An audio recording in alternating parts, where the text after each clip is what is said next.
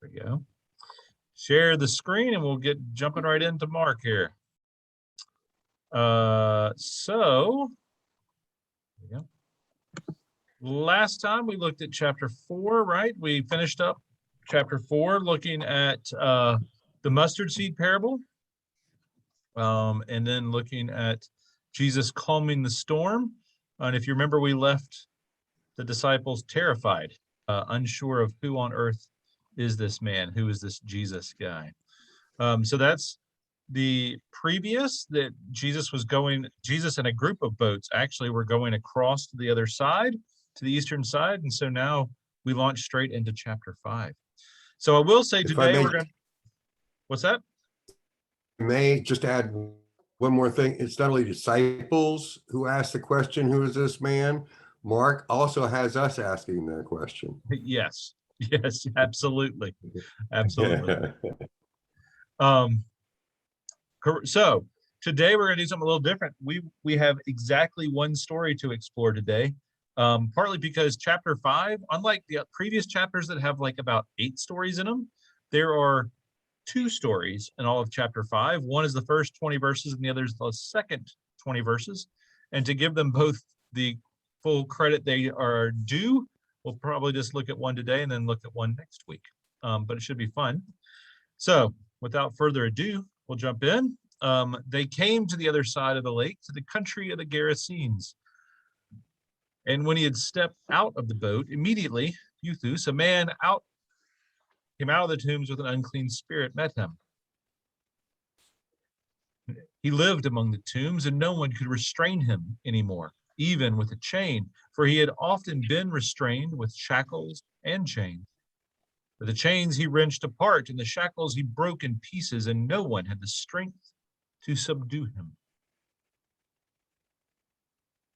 Night and day among the tombs and on the mountains, he was always howling and bruising himself with stones. When he saw Jesus from a distance, he ran and bowed down before him. And he shouted at the top of his voice, "What have you to do with me, Jesus, Son of the Most High? I adjure you," and I'll be honest, I had to look up what adjure means, solemnly request under oath. I want you to swear by God, basically, do not torment me. For he had said to him, "Come out of the man, you unclean spirit." Then Jesus asked him, "What is your name?" And he replied, "My name is Legion, for we are many." He begged him earnestly not to send them out of the country. Now there on the hillside, a great herd of swine was feeding. And the unclean spirits begged him, "Send us into the swine, let us enter them." So he gave them permission. And the unclean spirits came out and entered the swine, and the herd, numbering about 2,000, rushed down the steep bank into the lake and were drowned in the lake. And the swineherds ran off and told it in the city and in the country. Then people came to see what it was that had happened. And they came to Jesus and saw the demoniac sitting there, clothed and in his right mind, the very man who had the legion. They were afraid. Those who had seen what had happened to the demoniac and to the swine reported it. Then they began to beg Jesus to leave their neighborhood.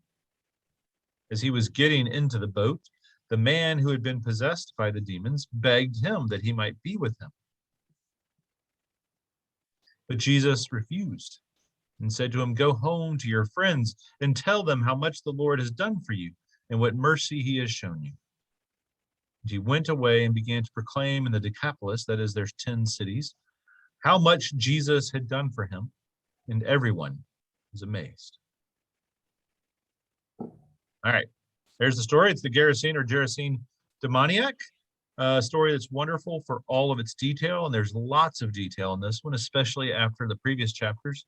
We get 20 full verses. The previous ones were like 4, maybe 5 verses, so this is 4 times as long easily. But we have lots of details, but not all of them quite line up exactly. There's some tweaks and some questions about what all is going on. So there's 2 ways to look at this. The first, we'll start with the most traditional way. We'll just look at the story as we're presented. And then we'll look at an alternative version that a couple of folks were recommending that is interesting as well to see which hits us and which feels right. All right, so first up, he's headed to the Gentile territory. We know this because he got in a boat and he went to the far side of the sea, which is the Gentile country. The West, both in the first century, this is true in the first century and in the 21st century. The West side is Israel, or the Jewish population. The east side of the sea is pretty much universally Gentile. Did I say that right? Yeah, Jewish on the west, Gentile on the east. And we know that because there's a herd of swine, and there are swine herds, people who take care of the swine. So it's not just a wild boar. These are pigs raised for eating. And that would not be something you'd see in the Jewish side, needless to say. So Jesus, what we can say is when Jesus first begins his ministry among the Jews, he drives out a demon, right? At the very beginning, that's the first thing that happens. He's baptized, he goes into town, and then he drives out a demon in the Jewish part of town. So of course, he gets to the Gentile side, and immediately there is another exorcism he has to perform. So this is paralleling that previous story, we can say, on some level. And this unclean Gentile lives among the dead in an unclean cemetery. That is not that cemeteries are inherently terrible, just that they were always labeled as unclean space for Jews to be with the dead, specifically dead bodies. So what we can say is no one can help him, right? They try to tie him down. They try and use iron shackles. He breaks the shackles. He breaks the chains. Clearly, this man is the strong man on some level, whether that is literally physically strong or through the demonic possession and having so many demons inside him. Not clear, just that he's super strong. And we should immediately then think again about chapter 3. There's that whole story Jesus tells about if there's a strong man in the house, you have to restrain him, right? He makes that parallel with Satan in that one, that you have to defeat the strong man before you can free the captives. And once again, it looks like the strong man is this evil force in the world, and you have to defeat that evil force to free the person who is trapped by it. And again, like we have over and over again, while no one else seems to know who Jesus is, while we're questioning, the demons are super clear. They immediately recognize him as Jesus, the Son of the Most High God, right? Instantly. Jesus asks for their name. He's like, oh, you know my name. What's yours? They say Legion, for we are many, right? And this, of course, is a military term. To give you an idea, this is a grouping of men that are usually 4,000 to 6,000 strong. So I guess on a literal sense, perhaps, if we were to take the demon at their word, never a good idea, but if we were to take the demons at their word, there'd be 4,000 to 6,000 demons possessing this man, which is a pretty crazy number, right? So the demons are unclean, and they have a connection to the unclean conquerors, right? Perhaps that there's a Roman sort of correlation there too, right? To use the term legion is to sort of go, oh, and we're part of the Gentiles as well. So there's unclean and unclean and unclean, right? This man is pretty much naked, living amongst the tombs, possessed by an evil force that might well have some connection to the Gentiles, the Roman Gentile that is oppressing people. So there's lots of layers of unclean here, right? That you don't really have to be really astute in Jewish culture and tradition to know that those are lots of things that don't work well in the community. All right, so they're driven into the pigs, of course, which are unclean. Demons can't control them, or they torture the animals into suicide. And you get this sort of feeling that either way, while they said, don't drive us out of the region, Jesus basically goes, oh, you're leaving the region whether you want to or not. Oh, you want to go in the pigs? That's fine. They'll kill themselves anyway, and then you'll have to leave as is either way. So you get that sort of idea of Jesus getting the upper hand. And again, this is one Jesus versus 4,000 to 6,000 demons, and he with a word basically controls all of them. Joel Marcus, who is the author of the Anchor Bible commentary, says that we should see and hear a parallel with Moses and the drowning of the Egyptians, right? that this is a similar moment in structure to that Passover moment, or really the Red Sea moment, where they are following and they're driven into the sea, right? The chariots are consumed. They have that similar military kind of sound and terminology. And once again, God saves God's people, or at least, well, someone in this case, perhaps a Gentile, but saves someone through destroying in water. Okay. So the water that Jesus just tamed is now the death of the pigs, like the death of the Egyptians. Again, this is the super straightforward. The community way of interpreting all this. The community wants Jesus to leave. There's no explicit reason given, but what do y'all think? What do you think the folks are upset about, or why they want Jesus to get the heck out of town?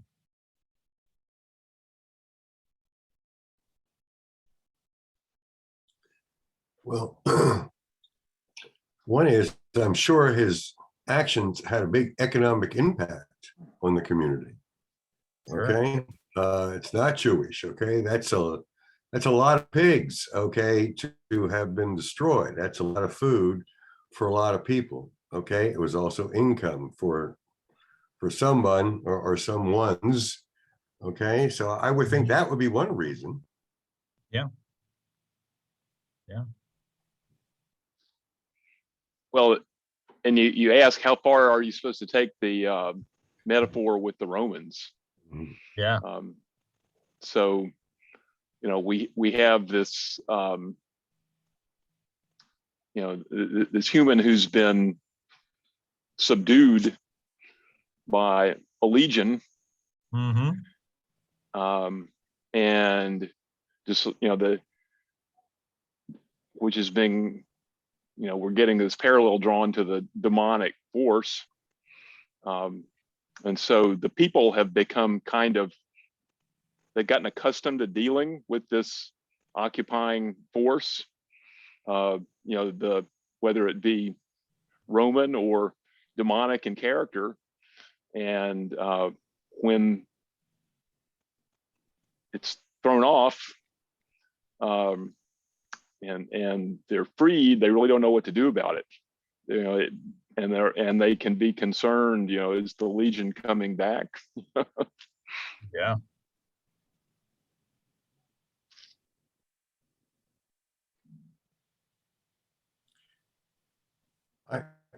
I also find it interesting that our strong man doesn't seem to be harmful to anyone but himself. It doesn't seem he's hurt others. At least I did not get the impression from the story. I mean, he lives in a cemetery. He's not attacking anybody else. Yeah. No, that's true. He's certainly hurting the man that he is possessing. Right. But not the it does not seem to be an imminent threat to the entire community anyway. An interesting point the footnote makes in this study edition is that the demoniac uses the term "Son of the Most High God," and that the term "the Most High God" was a Hellenistic term, so it really would have been looking at the gods of Greece or Rome, as the case may be. Right. And said, really, you see this in the Gospels only in Luke or Acts. Right. Interesting. Yeah, I hadn't thought of that. But so we think about what this the orientation of the speaker. Yes. Yes, the orientation of the speaker.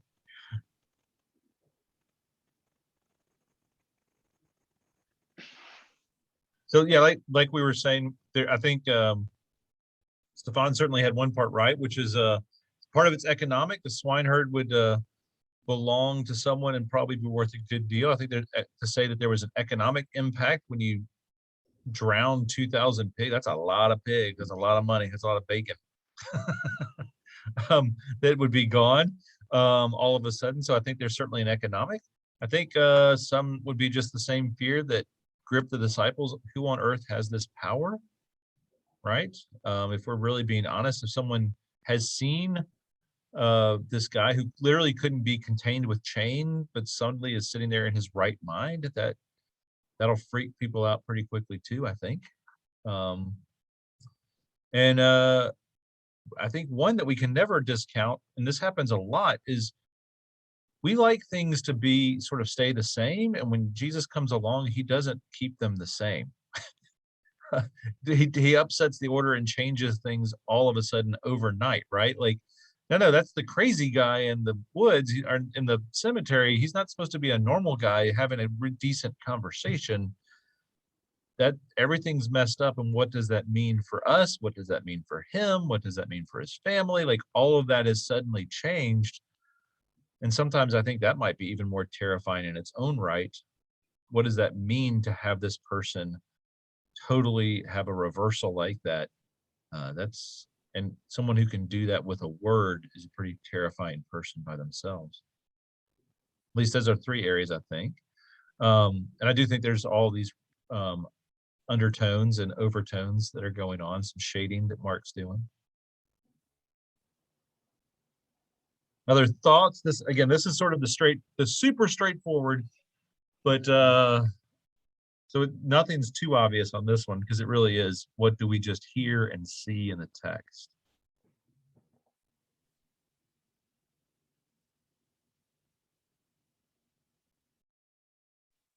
Yeah, I think you make a great point, and I think it's interesting. It's always interesting to me to look and see how the gospel writer chooses to group the stories together.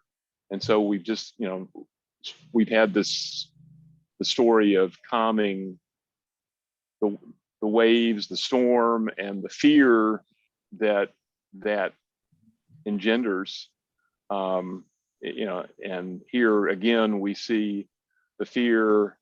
And it kind of it reminds me of Richard Rohr talks about the great reversal, that the last shall be first and the first shall be last, and that's part of the what can trouble things when trouble people when the established order is upset. Yeah, and I think the gospel writer wants us to understand this is what's going on. Yeah, absolutely. I think it is. Again, aren't we also left again with the question, who is this man? Oh, yeah, absolutely. Yeah.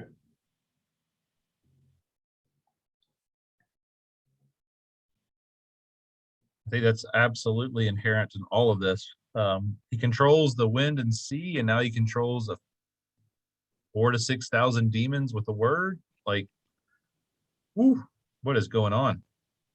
And you might want to stop and think about.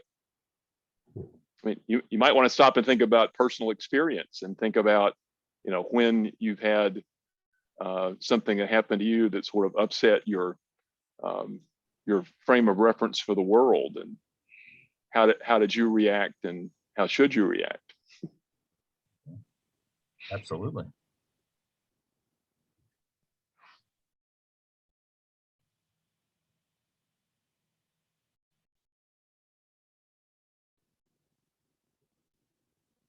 So I think there's one other thing that I put in here. So the other thing that we don't name is the man is restored to community, right? Like, he was literally a sort of living dead. He was almost zombie-like, quite literally. And now suddenly he's restored to community. And Jesus literally says, go and tell your friends about what's going on and how you've been restored to the community, right?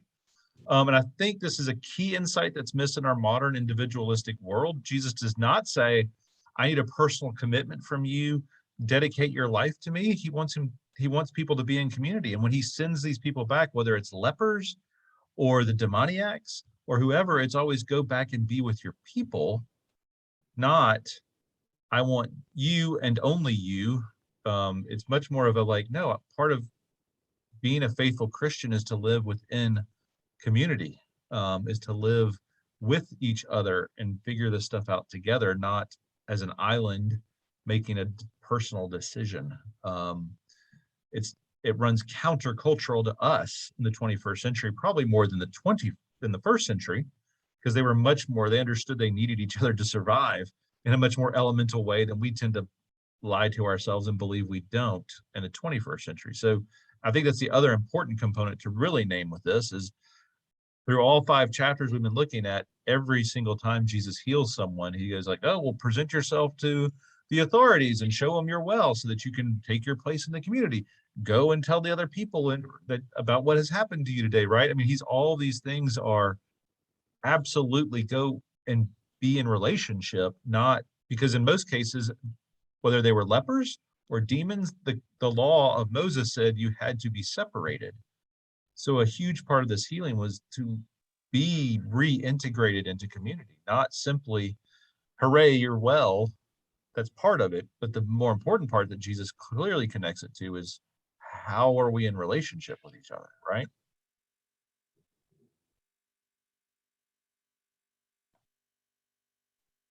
And we hear what Jesus calls himself. I mean, he's been addressed as Son of the Most High God, or and he said, "Tell them how much the Lord has done for you, and what mercy He has shown you." Right. So let's look to the source of your healing and spread the good news. Right. I hadn't caught that, but yeah, absolutely. That is what Jesus does give himself a name in the midst of this. That's not one we've heard, I think, before. He doesn't. Certainly not Son of the Most High demons God. do. Yes. Yes. Does Jesus say that? Jesus says the Lord. Yeah, which is God. Okay, not Jesus talking about God. I think at least that's how I interpret it. Well, yeah. But he's not talking about the Most High God in the Hellenistic. I think he is. I assume he is because I don't think anywhere Jesus ever calls himself Lord. Yeah. I think it's a Hebrew concept and not a Hellenistic concept. Right, to say the Lord, certainly. Because that's what we could probably guess they've been saying the whole time in Jewish communities, because they still won't say the name of God. You never say the name, you say the Lord instead. That's a Jewish tradition as far back as we can record or have seen. That instead of saying that name, you would say the Lord. So most likely it is a Jewish concept in the 1st century too. I feel pretty comfortable saying that without getting too far. Yeah. All right. So other thoughts as we take the first swing, and then we'll look at the alternative story, which is an interesting one. Or other alternative questions. Or there's something that you read and bothered you? Well, I just think this is another "the first shall be last and last shall be first" story too. Okay, How so? This gentleman who lived in a cemetery, okay, and was quite ill, and he goes out and he's preaches the word to 10 cities, right? Right. Okay. Right. This wasn't a very educated person from the sounds of it. He might have been, we don't know in time, but the fact is, I mean, he went out and spread the word. Okay, and that's kind of where I mean to go. Gotcha. Go with that. Okay, you know, he didn't pick the PhD philosopher or whatever to go out and do it. Okay, so at any rate. Gotcha.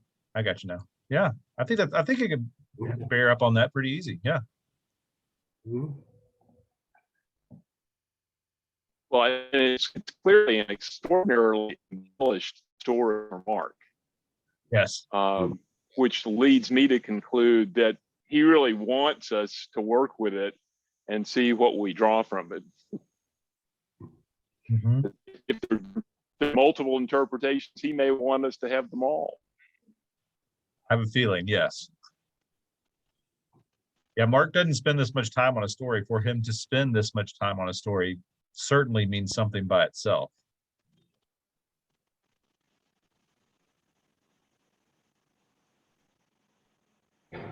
All right, we got any other thoughts before we look at the alternative? This is the fun one. This is the fun part for me, at least.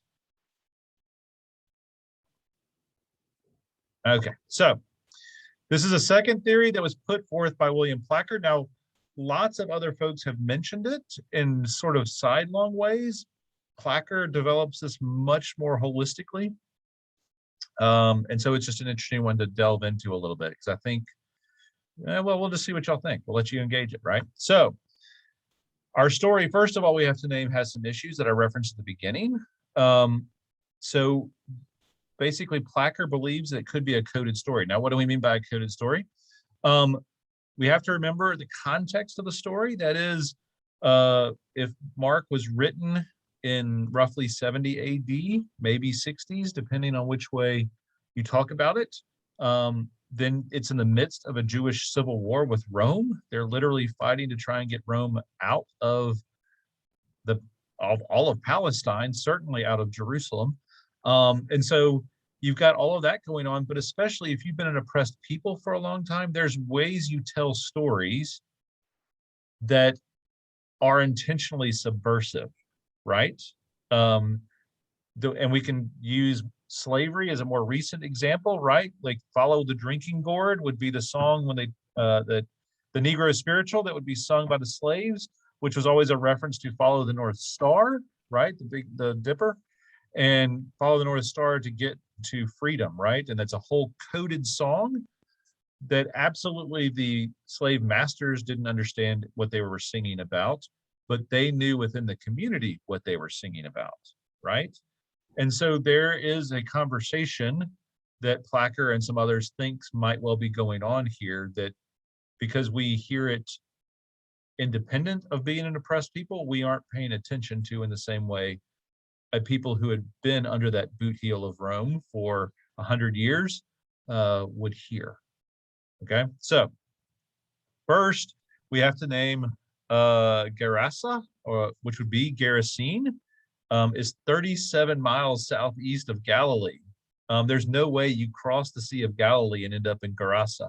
You can see there, it's just above Philadelphia, way far away from Galilee. There's not, and there's some other places they'll go like, oh, there's Gerasene, and that's closer, but it's like 10 miles east. And then there's another one that's, but there's not a known city from the archaeological evidence or the records of the day that shows anything remotely near the Sea of Galilee by the name of Gerasa or Gerasene, right? To give you an idea, again, of this is also just to give you an idea of how tiny Israel is. If you drive from the Sea of Galilee to Jerusalem, it's only 78 miles, and that's half of all of Israel. There's another 70 miles south, so it's about 140 miles long as a country. And it's about 20 miles wide. So we always have to readjust our thinking when people talk about Israel and some of those regions. It's like, well, they did walk everywhere, and it's pretty darn close on just about any thought process that you would have apart from walking. Maybe that'd be a long walk, but not a long drive. All right, so then this is also just to give you an idea. The towns in black were what were known as the Decapolis, the 10 Greek or Gentile cities. So you have Philadelphia, Gerasa, Gadara, Dion, Raphana, Hippus, Hella, Sikaphos, and Canathia. And then Damascus is listed, probably Caesarea Philippi was as well, because that's certainly another Greek town named for the Caesar. So, but you get an idea when they talk about preaching in those 10 towns, it's clearly all that eastern side of Jordan, and in a region that was very clearly Greek and Gentile, right? All right, so issue number one, Gerasa is not near the Sea of Galilee. But what we can say is in the Jewish Civil War in 60 AD, Gerasa rebelled and was burned to the ground by a Roman legion. So roughly the same time Mark was writing, Gerasa and the Gerasenes had been destroyed by Rome. And additionally, Simon Bar Giora was from the town, and he was the leader, he was the main general of the revolt. So all of a sudden, if you start talking about Gerasa and Gerasene, that would be something that people would immediately pick up their ears if it was around this time. They would all know the story, and that Gerasene is not on the other side of the Sea of Galilee, right? Just simple. It'd be like one of us saying, like, "Oh, I went to Los Angeles, which is right across the Mississippi River," right? And you go, "That's nowhere near the Mississippi River. What are you talking about?" That alone might well be a sort of indicator that we're talking about a little something different, right? That there might be something to do with the Jewish Civil War and with rising up and with these different issues, right? So Placker says, as a place to land on the shore of the Sea of Galilee, Gerasa is all wrong. As a symbol of Roman violence and Jewish resistance, it is just right. Okay. So there's one level of that. So this would also be one then, like Lynn was saying earlier, seeing the pigs driven into the sea would be exactly what you want to hear about someone who goes to Gerasa later, right? Oh, there's a legion and they were driven into the sea. Hooray. They burned down Gerasa and Gerasene, right? I mean, there's all that sort of layers of things going on. So that's one indication something else might be happening. The other points here, so we have multiple military terms. One we recognize immediately, legion, right, is a very clearly Roman term to refer to 4,000 to 6,000 men. Agele in verse 5:11 is translated as a herd. There was a herd of swine, right? But it was not used for pigs. It was originally used for a disorganized military recruits. Think of like squibs. They'll talk about like for the Navy, like these young guys that are not fully trained and ready to go. They call them squibs. A gale was the same thing. It was sort of a herd, but it was like, oh, those guys are a mess, right? It's a mess of military recruits. And then in 5:13, Jesus gives them permission to enter the pigs, but it's actually a pretty standard military command: dismissed. So there's a herd of swine. They want to be thrown into that disorganized military recruits. They go into the military recruits, and then Jesus says, dismissed. So again, there's three very quick military terms in the story. Oh, we're not done there. The pigs charge down the hill. That's the term that's used. It's sometimes translated rush, but obviously the first and 21st century is the same. That's a military term, to charge anywhere, right? Then the symbol of the 10th Legion, stationed in Palestine since 6 AD, was a wild boar, which you can see there on the bottom. That was their stamp for the Roman legion that was oppressing Israel at the time. So literally, they were the pigs, is how they referred to themselves. They were the wild boar. Sort of like you would say they were the eagles, or they were the others were oxes at different points. Legion, the 10th Legion was also were called the ox later on. So these are the sort of symbols that they used. So you can hear very quickly, if you are an oppressed people and you want to talk about how we hate the Romans and we want to get rid of them and all of those kinds of levels, then all of this starts to add up very quickly to this image of something else, different story being told on top of the story, or under the story is probably the better way to say it. On one level, it's about a demonic possession. On another level, is it about getting those Romans out of the country? So, but how is Jesus involved? How is Jesus involved? But how is Jesus involved? Well, this is that same question. He was no longer alive. Okay. Well, he was no longer alive for certainly the Gerasene massacre, right, or the Gerasa massacre. Right. Right. But there are all these sort of layers of reference, I think. That you could say, is this the story that people are telling on top of what Jesus did to add color to it? Did Mark intentionally sort of make these parallels to talk about, remember the symbol of the Messiah for most Jews in this time was a military Messiah, right? Is Mark tweaking those folks and saying, oh yeah, Jesus drove out those pigs? Is that, is he making a sort of sidelong comment like that to the Jews? Like, no, he didn't actually defeat them militarily, but maybe he did in ways he didn't realize. I don't know if that's an answer. but that's what people are asking the question, right? With this sort of layers of conversation. So if we look at it, we didn't hear it this way, but this is how it would read. If you sort of look at the red, when you sort of translate it differently, Jesus asked him, "What's your name?" And he replied, "Legion." We're a military group, for we are many. And he begged him earnestly not to send them out of the country. Don't send us out of the country we are dominating. But now there on the hillside was a great collection of recruits of swine, great mess of Roman legion swine. And the unclean spirits begged him, "Send us into the swine, let us enter them." So he gave them permission. He dismissed them, or said, "Troops dismissed." And the unclean spirit came out and entered that raw recruits, the swine, and the herd, numbering about 2,000, charged down the hill and were drowned. So all in, 4 or 5 verses here, we've had a whole lot of military talk, a whole lot of reference, and a whole lot of perhaps coded language. Maybe to talk about that sort of thing, but it is a perfect way to mock Rome without Romans hearing it, right? If you are in that situation and you're a Jew who's been oppressed by Rome, you can't really say that because Rome has a really nasty habit of putting you on a cross or just beating you up. So this is a perfect way to mock them without them hearing that you were mocking them. It's coded language enough to say, no, it was all about pigs. It wasn't about you. But Placker is also clear that the story is about a demoniac and not soldiers, right?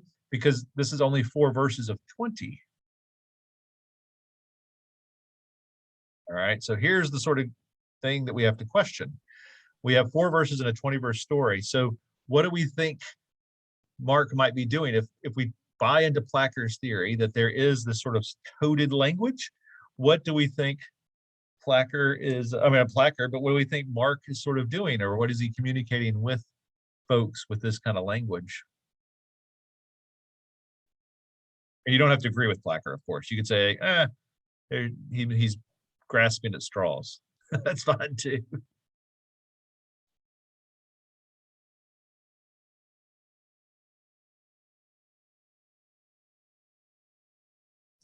Was this sort of coded language thought to be used in other stories? I mean, was this a common literary device of the day, or?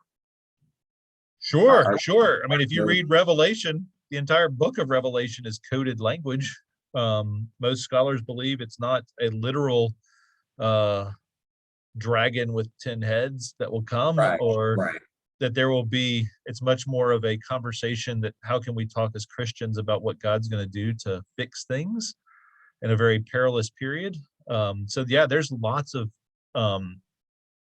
recent history and ancient history of people using coded language like this, especially when they're an oppressed people or when they're being persecuted, to find ways to talk about their oppressors without the oppressors knowing it. Sometimes that's super clever and to the point of being funny, and other times it's a little clumsy.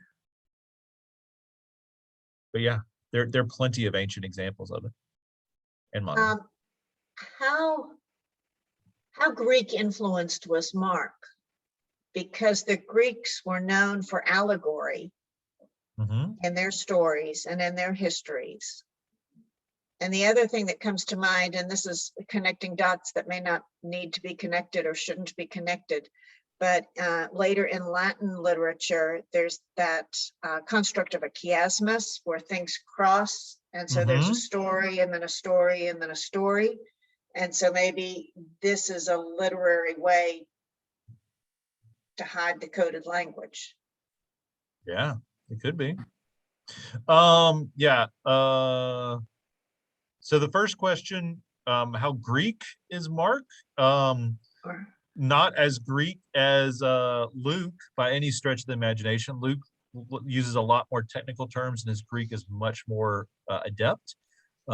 Augustine, and about 200 years after Mark wrote, said that Mark's Greek was pretty sloppy and terrible. So you get the idea that he might have known Greek, but that might not have been his first language. But he knew that that was the widest audience. But yeah, we're not sure about how much he would know, but he might. Yeah, I mean that's sort of guessing about good old Mark. he seems to know enough certainly to write a book in it, which is a lot more than I could say about my knowledge of Spanish or a variety of other languages.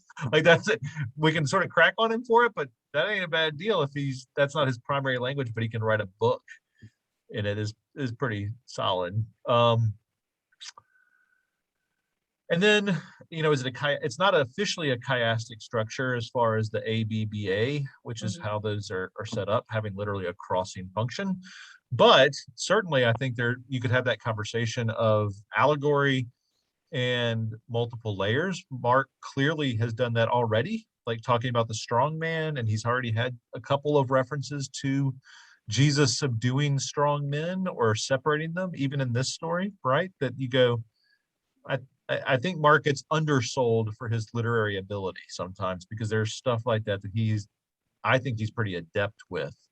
Not developing, but making some very clear references to, right? And then saying, well, now you've got to figure out what the strong man means, or what does it mean when Jesus said there's a strong man we have to defeat, and oh look, he did it again. So is that the strong man or a strong man, right? I mean, there's sort of those ways that Mark makes those references.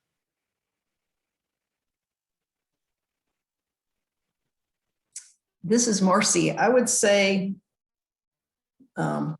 you've used the term coded language. It almost sounds like subversive language. Sure. He's saying it with the intent to, subvert, the established system, Roman system or institution. That's sort of how it came across to me. Yeah, I think subversion might well be a better term. And is Platcher, what's his background? Have we talked about him before? Yeah. So he's one of my favorite books about Mark, because I think he just gives Mark some of the best. And he wrote a book called A Theological Commentary on the Bible in the Belief series. And he's really approaching it more from a theological conversation than a text critical, source critical analysis kind of model. So he will quote other theologians and what they've said about Mark, and he'll talk about what he sees as the more important, how do you teach Mark, than necessarily how do you analyze Mark. But William Placker was, he was a professor at, I gotta look his bio real quick. But anyway, he's a distinguished professor in the humanities and chair of the Department of Philosophy and Religion at Wabash College in Crawfordsville, Indiana. But he's a very, very well-known Christian theologian. That's my stomping ground. Yeah. And he just died recently. I was sad because he was really doing some great work. All right, so I'll push forward a bit just to see, maybe give you a little bit more. So where do I fall on this?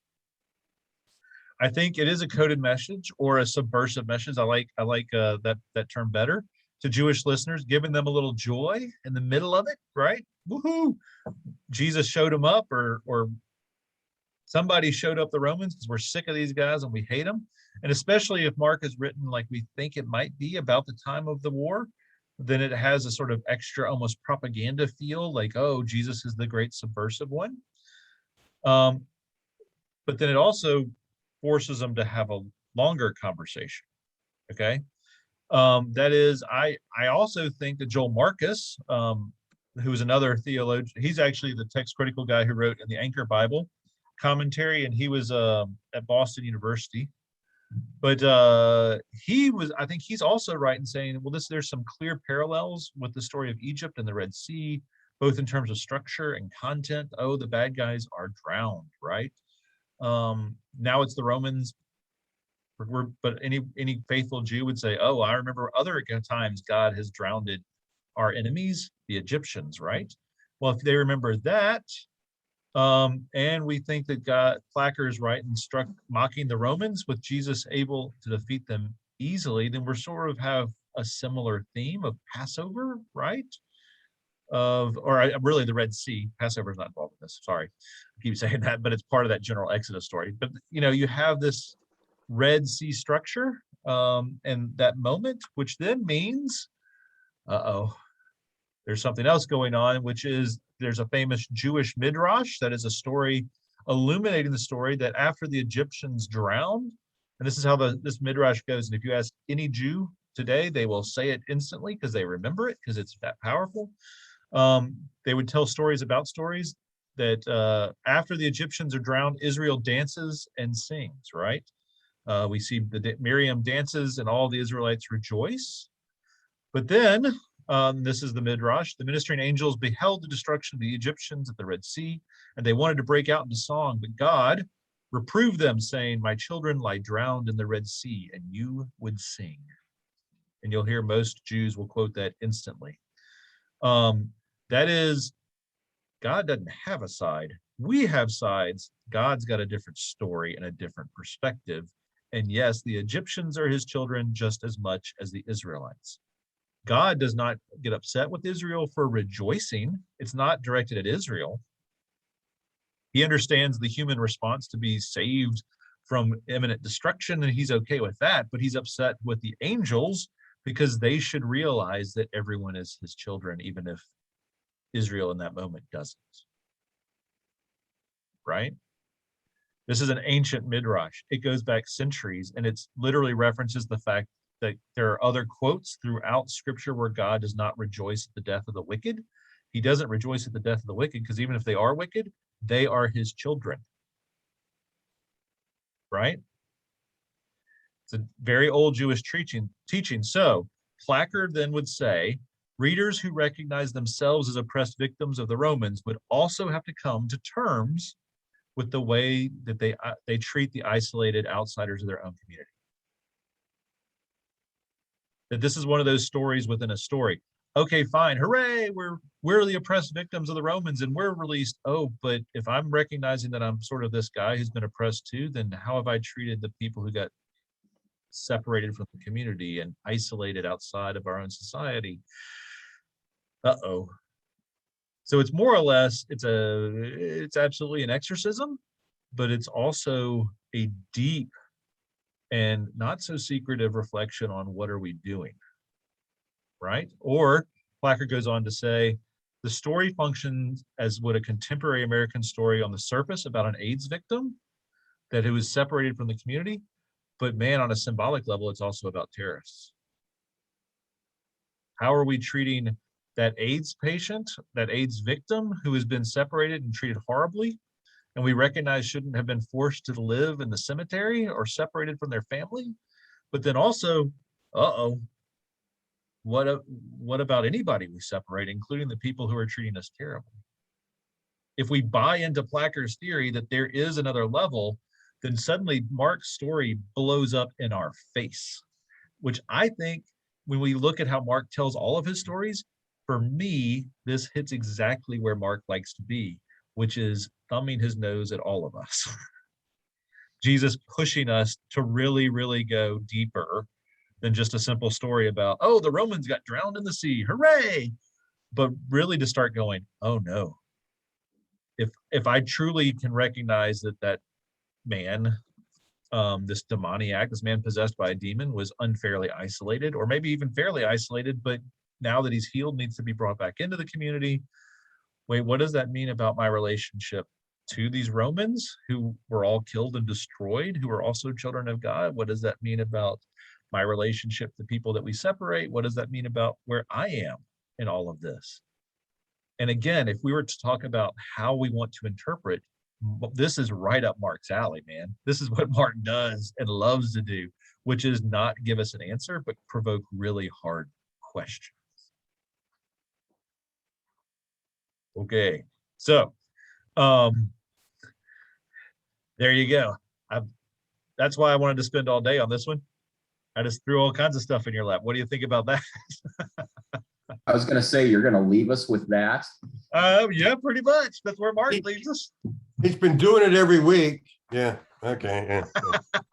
Yep. Okay. Yep. I contemplated mustard seeds all this past week, and now I got it. Yeah. Okay. All right.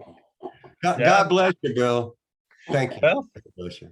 That's where, I mean, look, this is why Mark is, and I will say this is why Mark's genius, because Luke or Matthew, I think would, if I should have looked up how they tell this story, but if they were to use this story and realize that that's what Mark was trying to do, would give us an answer. right? Jesus at the end would say, love your neighbor and care for those who have been outcast, right? I mean, like literally, that would be like a concluding sentence from Jesus in either Luke or Matthew. That's not where Mark's going to let us hang. Mark does not let you off that hook. Mark just goes, so he went off and he preached the good news. And you're like, what's the good news? Help me out with what I'm missing here. What did this guy preach? Like I was healed, or the Romans are dead, or, oh, maybe as a Gentile, I'm not such a bad guy. And maybe the Romans aren't such bad guys. And I'm not sure what it means. There's lots of layers without a whole lot of detail. And that's the beauty of Mark. Yeah. That is the beauty of Mark. Mark makes you think. Mark makes your brain work. Okay. All right. Because you're right. Mark doesn't give a lot of answers, does it? Okay. No, it's up to us to find them out. That's the beauty of Mark. Yeah. And Mark doesn't preach. You follow me, okay?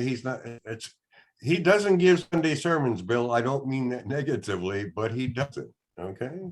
No, he does not give Sunday sermons. No.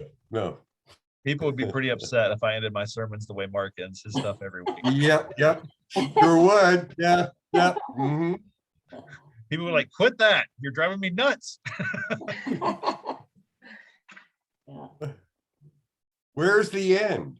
Yeah, that's right. They want you to wrap it up. Where's Into the a little. end?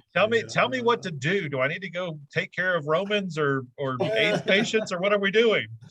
Do we need to start a military care society? What comes next? Well, to me, the question it leaves me with is, Mark is drawing this parallel, but I think, between the demonic forces, the forces of Satan, if you will, and the Romans. I mean, those are constant themes in Mark, the struggle against those. And so we see this parallel drawn.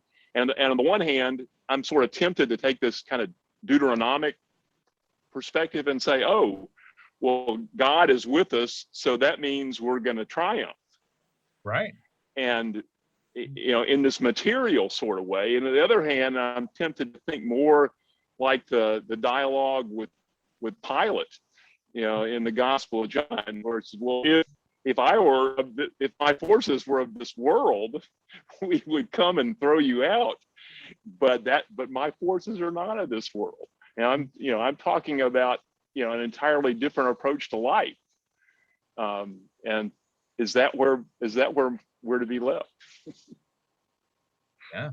Well, and if you take that sort of approach, which I think you're 100% right, like Mark's got this demonic forces and Rome is part of those demonic forces, you're sort of gearing up for battle, right? You think that last chapter is going to be all about the fateful battle, not Jesus getting killed.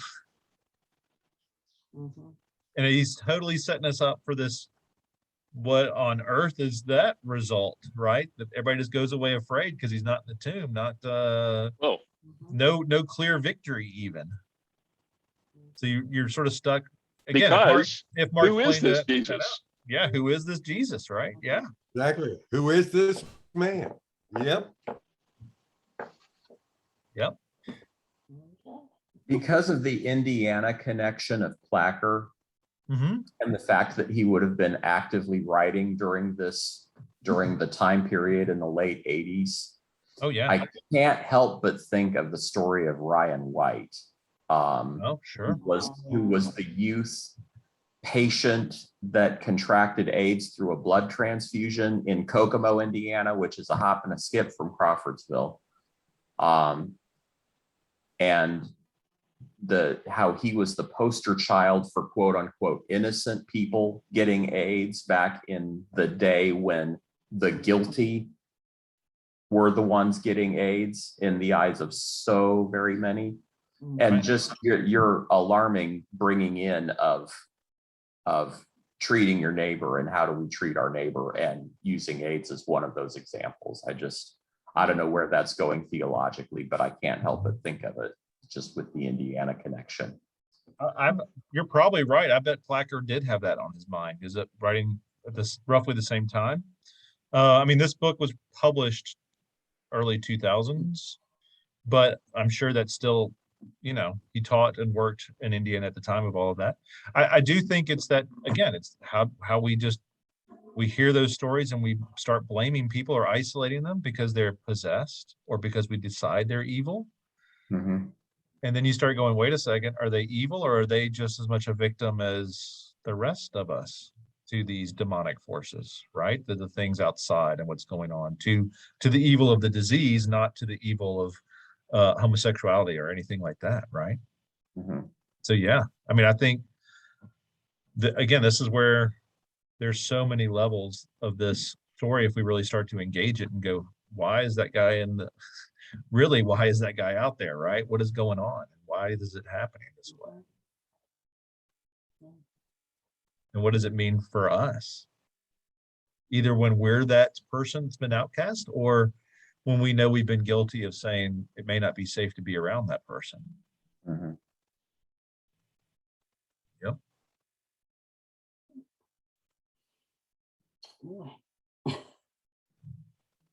Whew. Like I said, there's not an easy way to end this one. A lot to think about. There's not, but it's, again, this is where, and I don't know how I would preach this now, knowing what I know after this conversation, because this is not one that you can just leave in people's laps. But it is truly the genius of Mark's storytelling. If he's got these different layers, which I believe he does, going on at the same time, it really does force us to make some pretty big theological conversations. Forces into really some deep thinking about, oh, wait a second, what are we doing? Are our oppressors really the oppressors we think they are? Or are they something different or someone different? Or are they really us? I mean, there's all those kinds of layers of things that we've got to sort of peel down back. And in the midst of it is Jesus saying, hey, I'm here. Mhm. I'm still in charge of it all somehow. Even if you don't know who I am. Even if you can't name it, guess who's still right there in the middle of it. All right, my friends. Good to be with you. Good conversation today. Next week we have there's two stories that Jesus or Mark tells between, and that's the woman who touches the hem of Jesus's cloak, or the hemorrhaging woman, as they sometimes call her, along with the healing of Jairus's daughter, and they're put together. And that is a full chiastic structure, Alex. So we'll talk about that and why Jesus puts those stories together and what we're supposed to get out of, or Mark puts those stories together, and what are we supposed to hear in the midst of that? All right, my friends, we'll see you next week and hope to see you Sunday. Thank you. Good stuff. Bye-bye, y'all. Great. Take care. Bye. Bye. Have a great Bye. day.